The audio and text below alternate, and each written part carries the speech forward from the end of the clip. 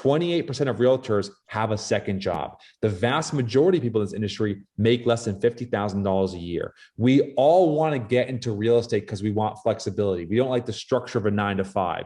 We replace a 9 to 5 with a 9 to 9, 7 days a week.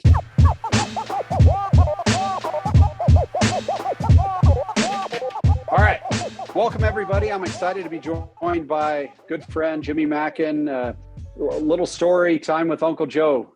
Taylor found Jimmy and his company Curaytor in 2014, maybe 13, 14, Taylor. And what originally attracted us to them is they were one of the early adopters in recognizing that social media should be, like I always described it as a triangle between a real estate agent company, the social media platforms, and their website. They should all play together really nice. And Jimmy and his company Curaytor were one of the first innovators that believed that agents should have that great business model, great social presence, great website, all integrated together.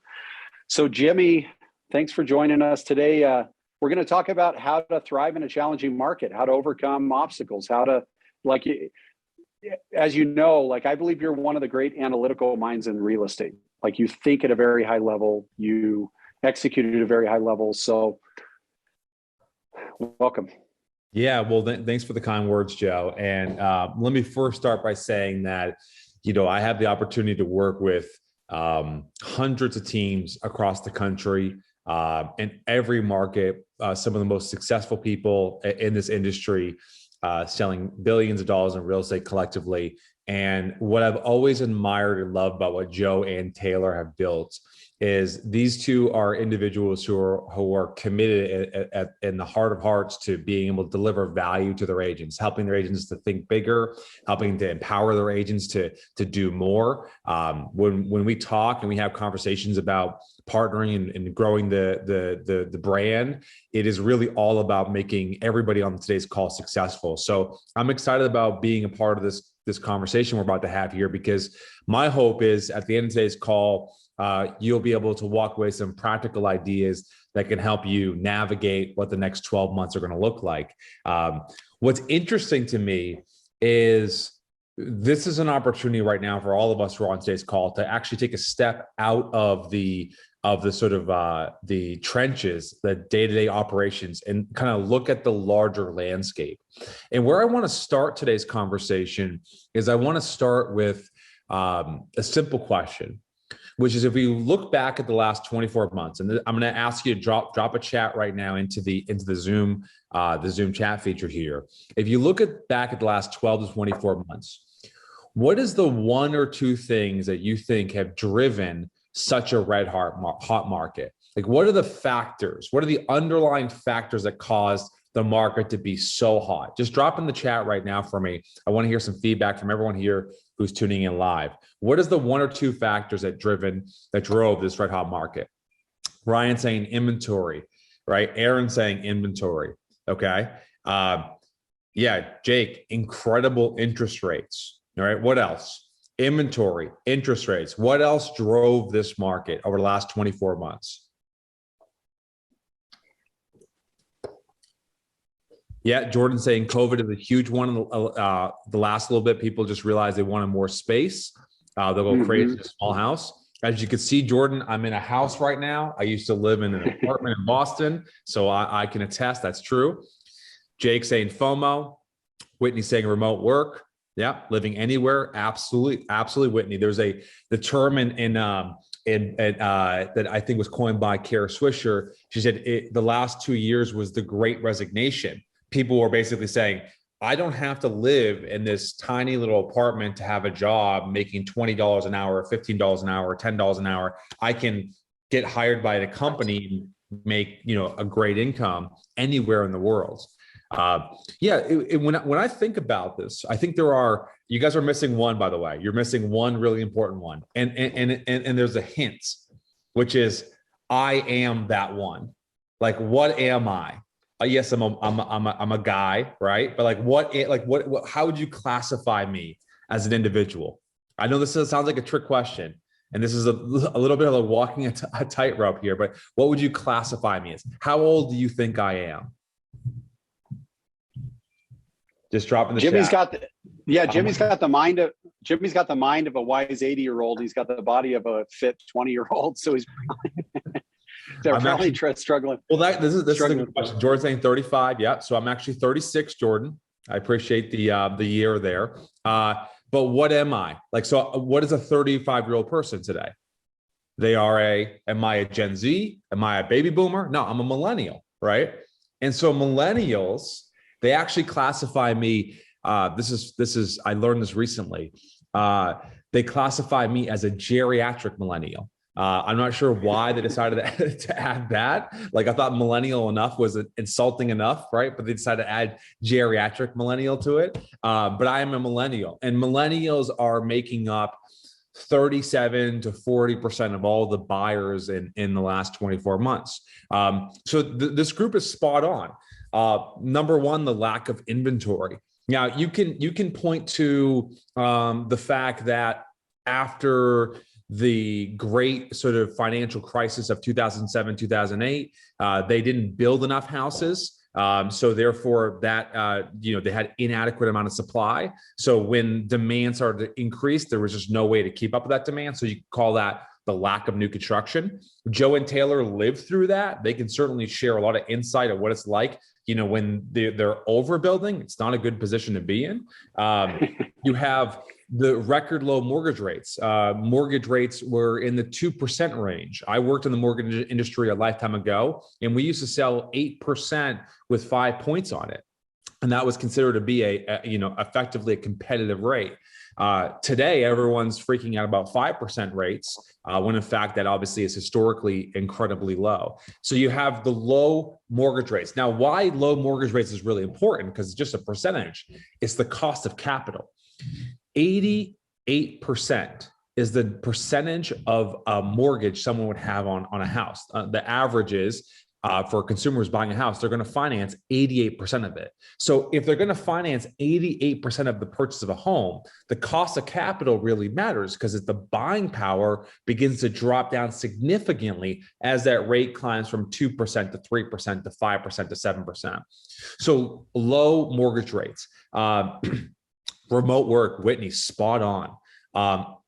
People moving from expensive, taxed, ridden urban centers to low-cost areas have driven up prices in every single sort of secondary market across the United States. In addition to that, you're seeing that remote work has actually resulted in corporations being able to hire people across the entire globe, which is creating more wealth across, or dispersing that wealth across different communities.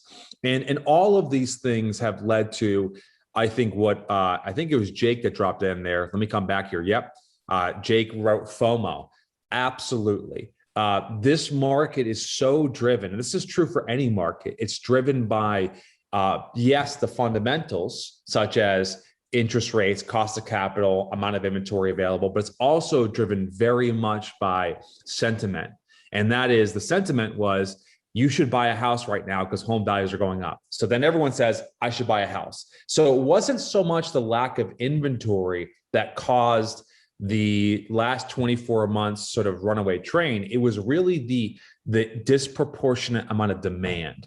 It was all of that demand, because if you look at the stats right now across NAR, there's the same amount of transactions, give or take a million or so, is pretty consistent for the last 10 years. Between 5 to 6 million. It got a little bit higher in the last 24 months, got up to, I think, like 6.5, 7 million, but generally speaking, it's falling within that range. So all of these factors drove up the market over the last 24 months. Now the question is, when we look at the next 6 months, the next 12 months, what are some of the macro factors that are going to impact this market? So in the chat right now, if low interest rates, lack of inventory, millennials, right? Lack of new construction, FOMO, were some of the macro factors that resulted in the environment that we were all living through over the last 24 months. What are some of the other macro factors that you can think of that would impact right? The market going into the future. Just drop in the chat right now. What's the first thing that comes to your mind? What's the first thing that's going through the mind of your consumers? Yeah, Jake's saying economic uncertainty. Jake, go deeper on that for us. What do you mean by economic uncertainty? What else, guys? What else are some of the macro factors you think are going to drive or impact the next 6 to 12 months? If the last 6 to 12 months, last 24 months was driven by rates, we're driven by inventory levels, we're driven by millennials, what does the next 6 to 12 months look like? Because, guys, there's one really big one that's on. You can't listen to NPR or whatever your choice of station is without hearing this word. It is the word that's on the tip of everyone's tongue. Joe, help me out here. What is it? When you think about recession. Recession. And what could cause that recession? There's an economic term. Well, yeah. So we have supply chain issues. So there's this stagflation is a concern. Like, what happens if prices keep going up and buyer demand stalls out? And so it's like, I think is a major concern. I know there was a guy I was with on Sunday, and he works for a large construction company here in Vegas. And he said one of the issues they're dealing with is something as stupid as a computer chip for an AC issue or AC unit. Yep. And because they can't get the computer chips, if you don't already have an order in for an AC unit on a house, you're now well into 2023 before you're going to get an air conditioning unit. So supply chain issues are an issue. But Brett Tanner, Taylor and I's coach, described it the other day as like the government is just going to keep raising the prime rate to the point to where people stop spending money. Like they're purposely, it's almost like a flight instructor purposely shutting off the engine and saying, now what are you going to do? Like they're purposely creating an economic free fall, which is unique. I think they're trying to create a soft landing. But anyways, so supply chain issues, recession, that's what everybody's talking about.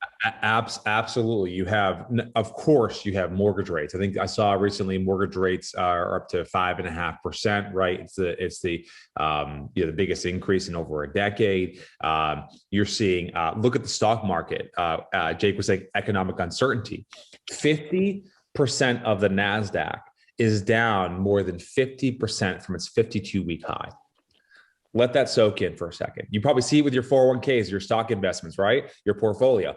50% of the NASDAQ is down over 50% from its 52-week high. Now, many of these companies experience kind of unearned gains because of the pandemic. So a lot of pandemic stocks are down, but everything's down, right? Netflix is down, 60%, 70% after having one bad quarter. So remember, many people have their wealth tied up in real estate, but many people have their wealth tied up in their 401k or their stock portfolio. And that is certainly going to create a little bit of hesitation around whether or not I want to spend money buying a house or put myself out there, especially if the cost of capital is going up. So you have, economic uncertainty. The stock market is currently a bit in a free fall. You have rising rates, the cost of capital. The same amount of money is going to get you less of a house, right? If you can afford that. The word that Ryan used, and that was the word I was looking for here, is inflation. Inflation is what everyone is talking. And the fact that everyone keeps talking about inflation feels like things just keep getting more inflated. And Joe's spot on. If we enter in a world where we have stagflation, which is like the worst possible scenario, rising prices and reducing in demand, it is going to absolutely suppress the demand. Now, the other thing we're seeing inventory levels start to come back. And we're seeing it in different parts of the market. We were in Orlando, Florida last week, me and Joe, and we were at a workshop with Chris Smith, author of The Conversion Code, Phil M. Jones, author of Exactly What to Say. And we had a couple Canadians in the room. And the Canadians, Jordan Rossman and Mike Kearns, are in markets that was a seller market 6 months ago. And now it has flipped entirely to a buyer's market. Now that may feel unfathomable right now. And what these guys kept saying to us is that, don't worry, guys, winter is coming. And what they're really talking about is that once the sentiment believes that we are past peak, people start panic selling. People want to cash in on the equity they've been gaining.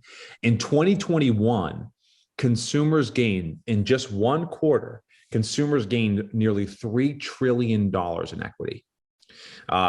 Equity has reached, absolutely, historic levels. I think $150 trillion right now in terms of the amount of equity that consumers have.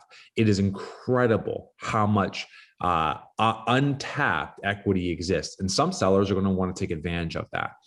Now, if you think about the reason why most people haven't sold their properties, if you think about this right now, let's go a little bit deeper on this. When you talk to sellers or you talk to potential sellers, what is, and I'll pass this to you, Joe, what is the number one, number two reason why if they wanted to list, they didn't actually list their property? Number 1, 2, and 3 is they have nowhere to go. So they feel like if they sold, they have nowhere to everyone needs shelter. It's a basic human need. Yeah. So, and Phil talks about it in his book, like one of the great things about being a real estate agent is we deal in need, not want. Well, if somebody does transition from need to want, meaning I have shelter, but I want new shelter, when they look around and they don't see any other alternatives, it discourages them from selling. And that's where I think that's true with every market across the US. Sellers have been sitting on the sidelines who have wanted to move, who had the desire to move, who would love to get out of their current property and upgrade, downgrade, right? Take advantage of the equity they built, but they were so afraid of not being able to find a new place. So what will happen is, and let's sort of war game this out, Joe. What happens when a bunch of inventory floods the market and all of those sellers have been sitting on the sidelines who have been waiting for this to happen? What happens to the value of their home? What happens to the demand for their home when all of a sudden inventory levels start climbing up 10%, 15%, 20% month over month? Well, I think two things. Number one, obviously prices have to come down. They call it the laws of supply and demand for a reason. It's not a theory of supply and demand, it's a law. And laws like gravity are indisputable. So as we get more supply, naturally it will satisfy demand. Therefore, prices typically would recess a little bit. The bright side, which you may be getting to as well, is there is built into the economy, because we have not mass refinanced ourselves out of equity like we did in the past. Yeah. Like when the recession hit in 07, 06, almost everyone I knew was 120% financed into their home. Mm-hmm. Like it was in Vegas was the epicenter. So the good news is now I just did a cash out refi on my place, and the max they would go is 75%. So in a sense, I have pre-baked into my home 25% in depreciation before I would be back to square one, which is good news. It's a fantastic point. The term that economists use is equity rich, which is that the amount of equity you have in your home is greater than how much you have it financed. So 40% of America is equity rich, meaning they have more equity than they actually owe on mortgage. So if you have a $600,000 house, they have $301,000 of equity and $299,000. Do you know what the number was, Jimmy, in 06, 07, what that same statistic was by any chance? My guess would be zero. Right?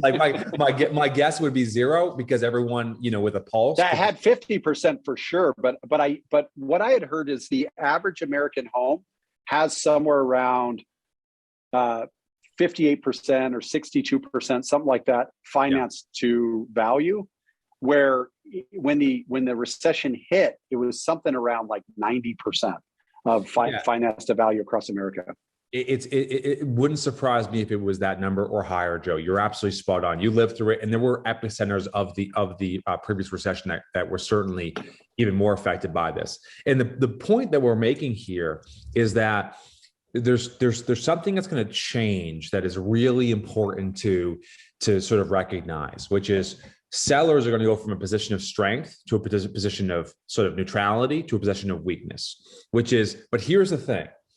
Is that perception always lags reality, meaning that if I list my house, let's say in the summer of 2022, I'm going to expect 2021 prices. I'm going to expect 21 demand. And so as a real estate agent, part of your job is going to be recognizing that if you can educate consumers about how pricing a home works and how the shifting market is going to impact your value and how, setting yourself up for success around, when the right time to list is mission critical to you maximizing the actual outcome you're trying to achieve. If you don't do that in the beginning of the process, which is the marketing part of the process, when you acquire a customer, you're going to have to explain that across the kitchen table to them. And their expectations are going to be, oh, well, yeah, I know the market's on its peak, but I should get 12 offers. I should get 9 above ask price. I should get 7 that are cash. I should get 6 that are going to waive inspection. And that's just not going to be the reality. Now in Vegas, it might be 12 months, right? We don't really know yet. It's not worth predicting, but we know that's coming. On the buy side, buyers are going to have a lot more choices. They're going to have a lot more options. And so one of the things I want to double click on here. Really quick, Jimmy. One thing to keep in mind as a real estate professional, the number one reason why home sellers choose the agent they choose is because they feel like that agent has a plan. Yeah. Not that agent creates false positivity. As a listing agent, we typically feel like we have to just go blow sunshine. And by being the most positive and the most like, you could get whatever you want, we think that sellers are going to choose us. But in reality, if we have a well-articulated and strategically mapped out plan for the sale of their home, which may include more aggressive pricing than in the past, that agent typically wins over the optimistic sunshine blowing, like you can have whatever you want agent. So keep in mind that what Jimmy said is so important, because it's not about false positivity. It's about actual game plan statistics and them knowing that you are in control of that process and have a plan for them will actually not just save you from that negative kitchen table conversation, but generally will win you the listing if they believe that, if they trust you and they believe you're competent. Yeah, it's such an important point you're touching on there, Joe, which is the way I always think about this is tell them something they already know, which is in the sense of consumers already know and already have talked through in their own minds all the possible things that could go wrong during a sale. And so by you, Phil Jones likes to say, show them that you know them, by you describing or expressing or communicating the ideas that are already going through their head, it builds an instant connection with the consumer and establishes a level of trust that you're not there just to make a commission. You're not there just to help them sell their home and then move on to the next person. Let's go over 5 things that are 5 factors that go into a consumer hiring you on the buy side or sell side. And we're going to look at it through the lens of where the market's going and how you can think about positioning yourself the right way. So first and foremost, people can't hire you if they don't know you exist.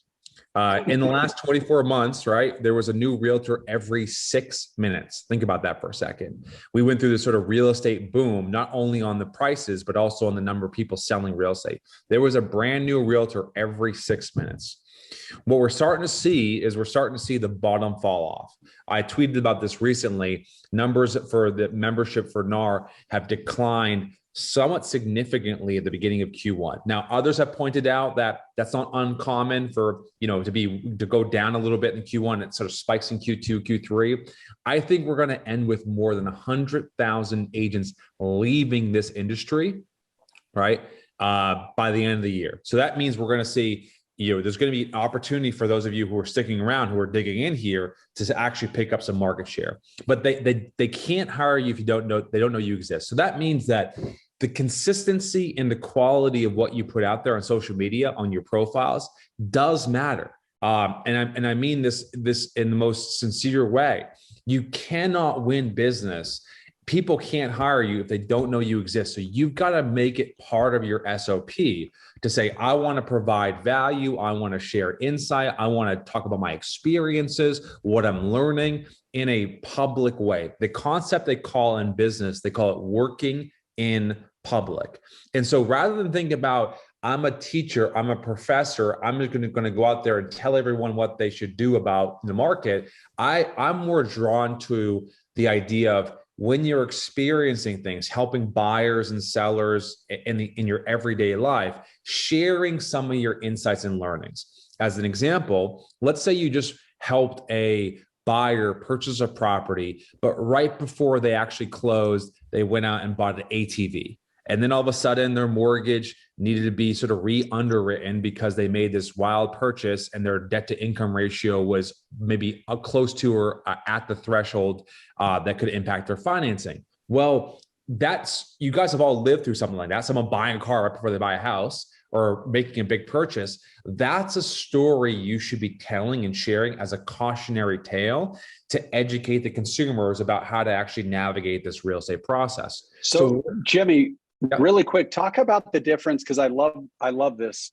Talk about the difference between this and entrepreneurship. I think you and I have had these conversations. Like, dude, if I see another realtor posing with a Porsche that isn't theirs, you know what I mean? Like trying to pretend they're having success they're not having. So how does working in public differ from entrepreneurship and pretending like you're having success you're not having? Yeah, it's a great question, Joe.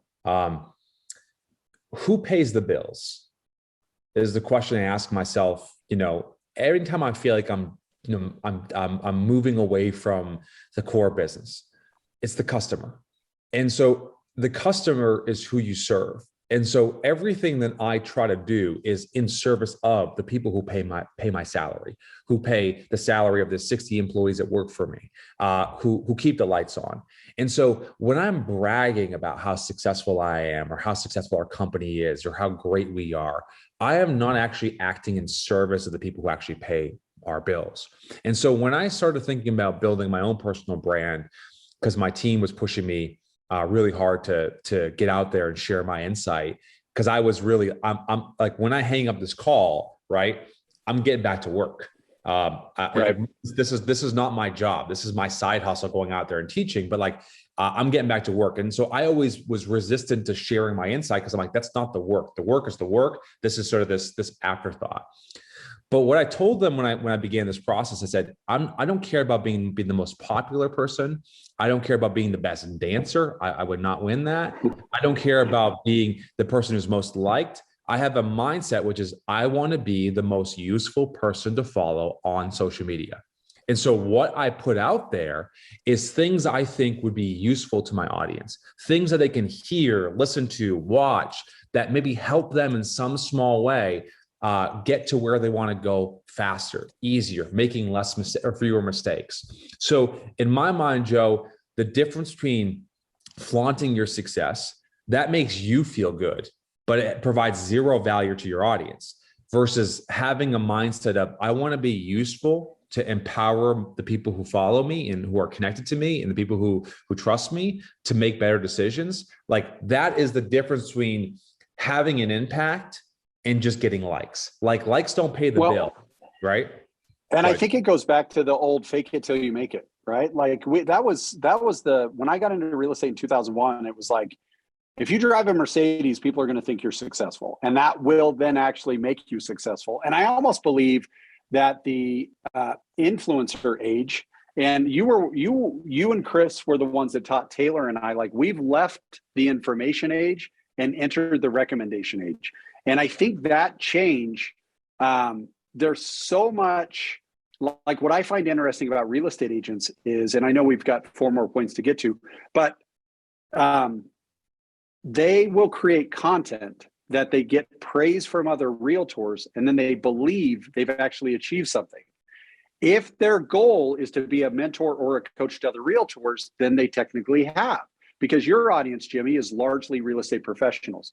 The challenge is, if someone is a consumer-facing real estate agent and they make a piece of content and they get praised by their peers in the real estate profession for that content, that should be a warning sign, not a celebration. Am I right with that? Ultimately, the thing that is important here, and you're spot on, Joe, which is, it's great. Listen, it's great when other agents say, hey, I love what you're doing. but it is an addictive drug that can lead you down a dangerous path, which is it is something where now all of a sudden you're placating to the audience, which is the other agents in your market. Now that works both ways. When you're doing something creative and interesting and unique and innovative, you're going to have people saying, "Oh, don't do that." When we launched our podcast, The Water Cooler, we had many people reaching out to us saying, "Oh, you're going to ruin your reputation," because we were drinking, we were swearing, it was at 9 p.m. at night. And people were like, "This is a terrible idea. You should not do it. Like, stay in your lane, kids." And the reality is that if we listened to them, we would not be where we are today. So it works both ways. Never believe the hype and take the criticism as a grain of salt. Sometimes there's truth in that criticism, especially when it really hurts. But the reality is the other agents don't pay your bills, the consumers do. So I want to go rapid fire here because we got limited time. So number one, social media. And again, I want you to, I cannot, we don't have time to give you a full blown social media class. If you're looking for expert advice on social media, you got to read my guy's book, Chris Smith, The Conversion Code. He just dropped a new edition. Amazing insight on that side of things. Joe will drop a link in Amazon in the chat for you guys. But you've got to be posting to social media. And I want you to focus on, let me just be useful. Let me provide advice. Let me provide recommendations and insight as if I was communicating to someone who I already knew. Drop the realtor speak, drop the market's great, never been hotter, drop all this bullshit like, hey, it's a great time to sell. Like, consumers are not morons. So speak to them as if there's a certain level of intelligence they have, provide advice, empower them to make a decision, and then let them make the decision. Your job is not to make the decision for them. Your job is not to hype the market up. Your job is to inform them in such a way where they can make an informed decision. Number two is positioning. We did an analysis of the San Diego market to identify the top agents in that market, because the San Diego market is a wildly competitive market. And what we found is the top 5% of agents are hyper-focused, meaning they don't sell across the entire San Diego market. They focus specifically on neighborhoods and price points within those markets. And why this is so mission critical for you to understand what types of homes you sell, what type of markets you serve, what types of consumers you work with, is because in the consumer's mind, they're going to build an association with you. They're going to see you as a particular type of agent. And we're moving from this world of being generalists to becoming specialist. So when I think about this, my folks recently sold their house in Durham, New Hampshire. It was an investment property, maybe a couple of years back, and they were looking to buy a new home. And when I asked my mom, why aren't you using your agent who sold your house, who did a great job, by the way, why aren't you using her to help you find a new house? She said, "Oh, well, they don't know this area."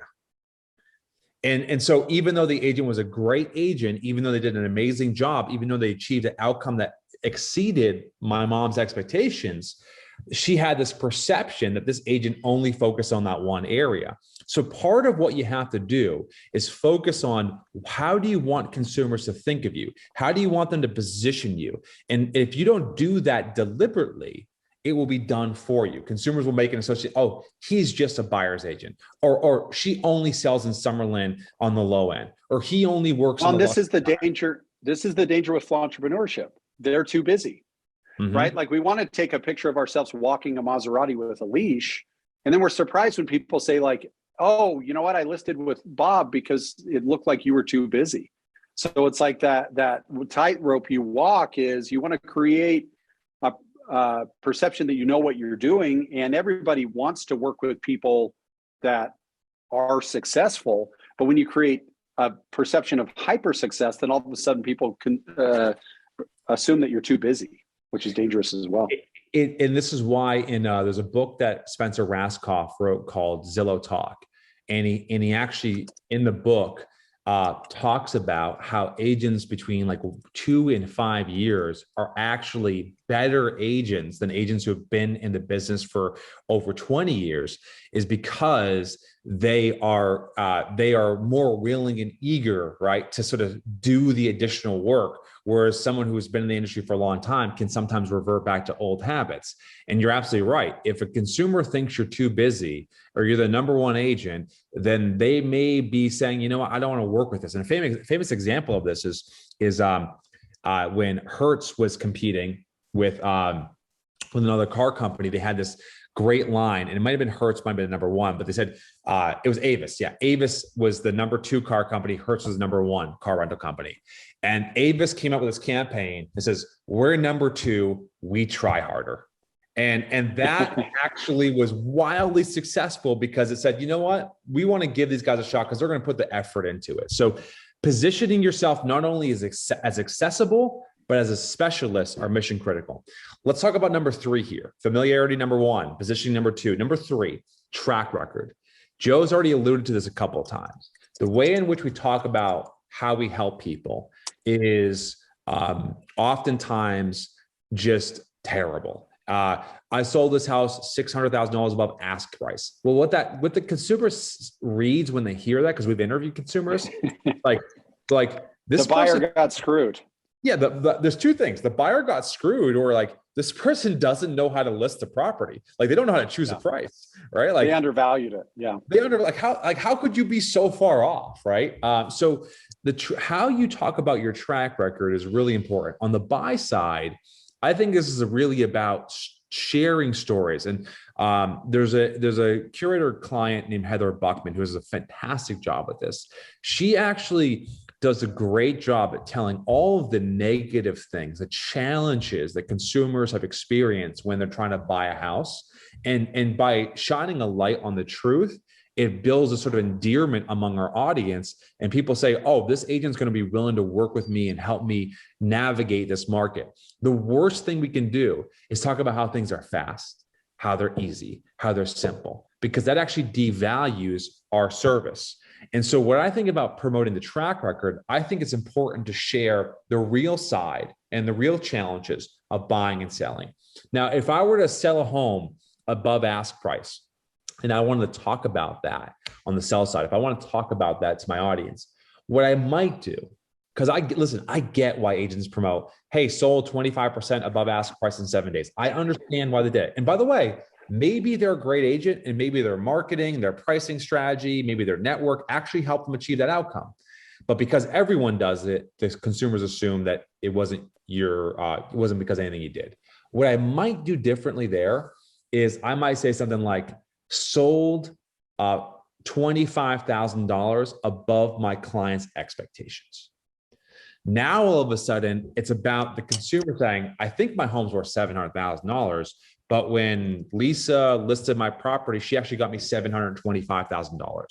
Now it's like, well, consumers are going to say, oh, well, I think my home's worth like $800,000. Maybe she can get me more than that. And so I think about this idea of positioning your track record through the lens of the consumer and letting the consumer's voice be what you share and promote. You can do that both, Joe, on the buy side and the sell side. Well, and I shared this with my team yesterday. Change your words and you will change your world, right? That Jimmy co-authored a book with Phil M. Jones and Chris Smith called Exactly What to Say for Real Estate Professionals. And that was one of my key takeaways. And I shared it with my team yesterday. Is like, if you don't love the world you're in, talk about it in a different way, say it in a different way. And I've been, Jimmy, using this principle forever with consumers, which is very much, like it is illogical to bait a line with the things you like to eat. Meaning, like if I go fishing, I literally ask myself, what does the intended fish I want to catch want to eat? Mm-hmm. And then I build a marketing concept around that. It's irrelevant what I want to eat. Because if I'm going salmon fishing and I enjoy steak, salmon may not like steak. They may like, you know what I'm saying? So it's like so many real estate professionals, I feel like, talk about things the way they view them should be talked about. I sold this above asking price. I sold this, whatever, where I think what you're getting to is, well, how would a consumer perceive it best? Yeah. Still tell the story, but tell the story in the way that the intended audience would receive it in its purest intended form, which is, and I love that. I've never actually thought of that principle, but sold for $25,000 over seller's expected price. Like that says, they didn't think it was possible, but I proved to them it was, which is a red principle.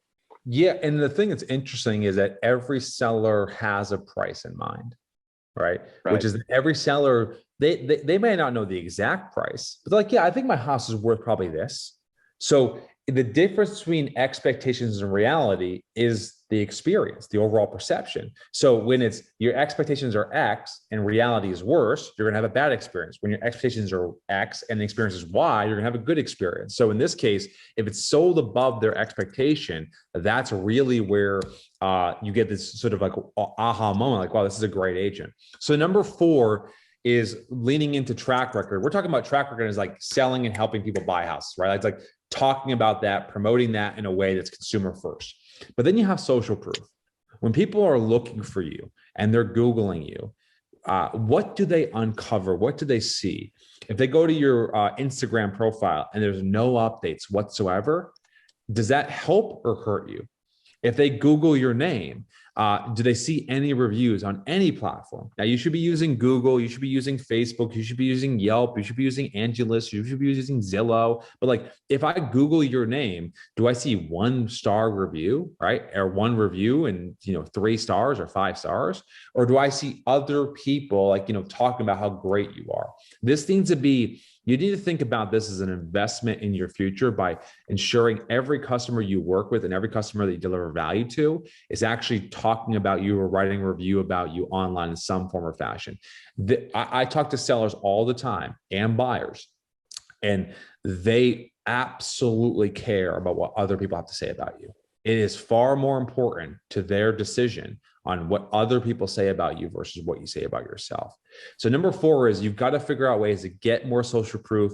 And you have to make sure that when people Google you and they check you out online, that you appear to be hireable. That this is one of the most important things. If I were to go to a restaurant and I were to go into the bathroom and it was dirty, then instantly I'm thinking, well, if the bathroom's dirty, the kitchen must be terrible, right? If they can't keep this bathroom clean, there's no way the food's good or clean. And it immediately changes my perception. The same thing is true if they go to your social media profiles or they go to find online reviews and there's nothing, right? And there's nothing. And that, I realize for some of you who are newer, this is going to be an aspirational goal. But for those of you who've been selling houses, like this needs to be a priority. And this is why you take every listing and every buyer and turn them into another buyer and another listing.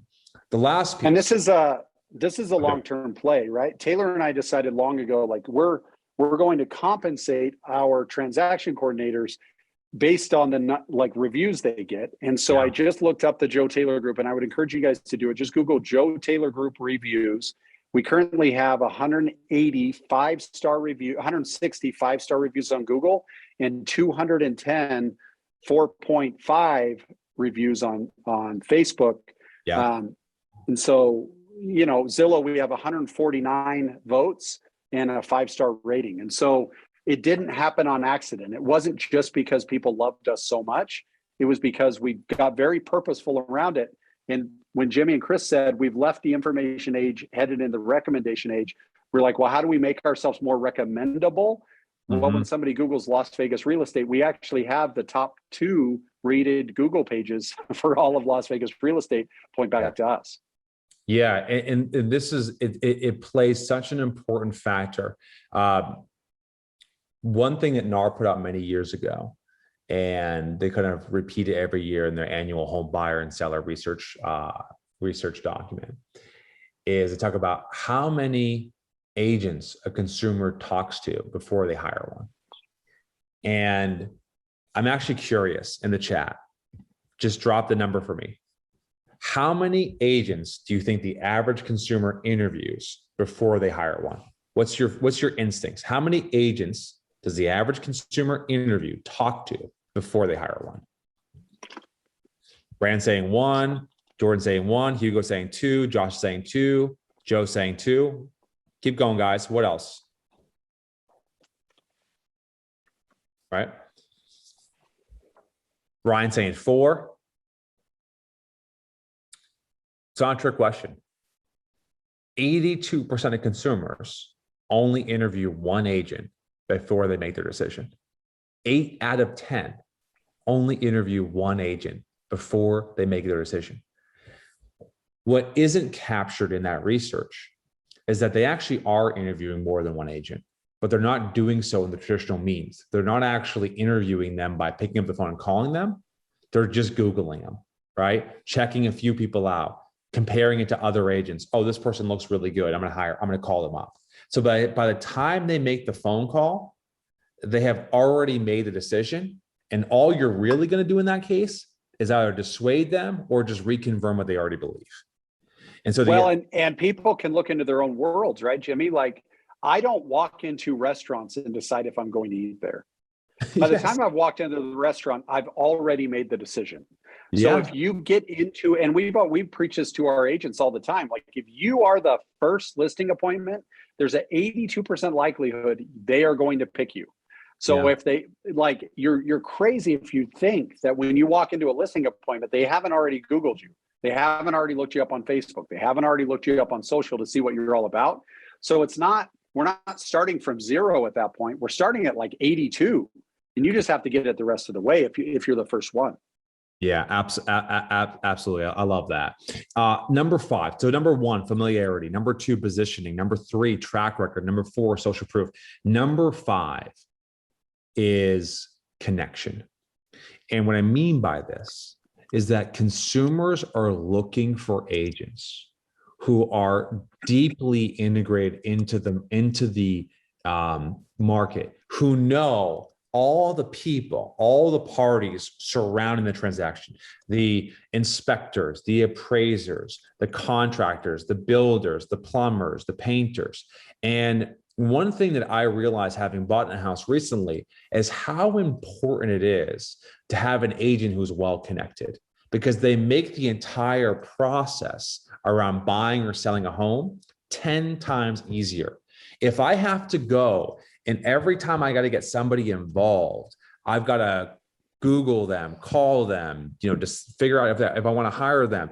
It adds so much stress and pressure for me and time and energy that it becomes overwhelming and daunting. If I have this room in the front of my house where I call the adult room, I keep my 2 kids out of that room unsuccessfully most of the time, but I want to put a door there, right? I want to put a door there, a glass door. I can stay in there, drink my bourbon and listen to, basketball podcasts. Well, I can't, I'm like, well, am I going to Google somebody to find someone to put a door there? Or am I going to just ask my realtor who knows everyone in the area? And so part of what you have to do from a marketing perspective is show how well connected you are with the people who in the area as well as in the market.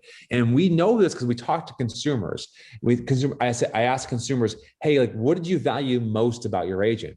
And they'll say things like, oh, you know what? When we were going to sell our house, she recommended that we hired this painter and we hired this carpenter, and she actually helped facilitate that and get them in the house to make the updates very quickly. And she also helped me connect me with her mortgage lender who helped me get a mortgage really quickly and was really communicative through the entire process.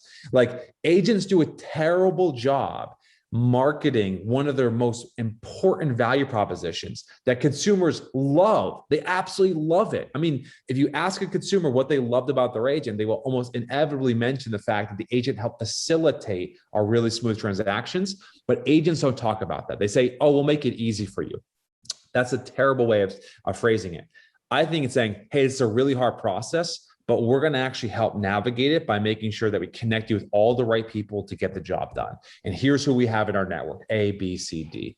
And so consumers value this. We have to market this. So as we look to the future, right, these 5 kind of values that consumers deeply care about that make the decision on whether they're going to hire you: familiarity, positioning, track record, social proof, and connection. When I think about the future, and this whole session was really about positioning you to be successful, the one last bit of advice I have for everyone here, Joe, is now is the time to play offense. Everyone right now is talking about all the challenges, all the headwind that we're going to be experiencing, all the economic uncertainty factors, the macro factors. Like, everyone's going to be talking about that and things that we can't control. And my favorite quote from Sir James Dyson, he says, "When you start to feel tired, that's when you accelerate, because that's when you win." And so right now, you guys have been on a 24-month bull run. it's been probably crazy out there for you. I get it. But if you want to win, now is the time to accelerate. Now is the time to increase the amount of calls you make to your past clients and sphere of influence. Focus on touching and talking to through DM, through text, through phone calls, new prospects every day. Becoming a prolific content creator on social media, networking like crazy within your professional network, making more connections, referring more people. Now is a time to do all the blocking and tackling and doing it really well, because that's the type of agent who's going to be able to thrive in this sort of uncertain environment where it's going to be a lot harder to succeed in the future, Joe. Jimmy, I value you. I value your friendship. We've been in this together for a long time. We've been proud Curaytor clients. We need to get the exact date. Maybe you could have your people look it up. It was either 13 or 14. So we're going on either 8 or 9 years. We're working with you on a very deep level in everything we do. You guys just rebranded the Joe Taylor Group. If you guys haven't checked it out, go to joetaylorgroup.com. If I have Twitter I used to have it for 2 reasons, which was Vegas Golden Knights news and to literally follow Jimmy. My team, if you interviewed them, Jimmy, you would find out that probably 25 to 50% of the texts I send to our group, our core group, are copies of tweets you send. Like I value your mind. I value your perspective. I think you see things differently because you're not in the trenches. Your 30,000 foot view, you almost see every army and everything everybody's doing. And so your perspective is so much different than the traditional brick and mortar, eyes closed, blinders on realtor. So if you do not follow Jimmy on Twitter, I would very highly encourage you to. He's a great follow on Instagram. If you need to improve your tech stack, Curaytor is fabulous. They have a full integration with Chime. So our website is fully integrated with our Chime account. Anything coming up, Jimmy, as far as, have we looked at excellence? Are we doing one this year? Where are we at with that? I think we're going to be bringing the workshop on the road, which was I know you could speak to that because you just lived through it. And I think bringing it to the West Coast, bringing it to Vegas, I think is on our short list here. We're looking to get belly to belly with more people, and just to end with one thing here, Joe. And I appreciate everything you just said. We try very, very hard here at Curaytor to try to look around corners for you guys.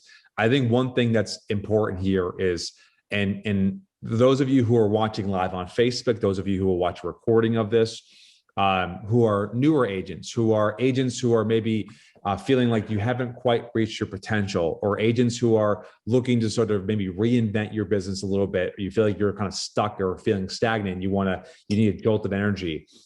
My advice to every agent who's in that position, new, experienced, looking to take their business to the next level, you have got to stop focusing in on things like how much is my split.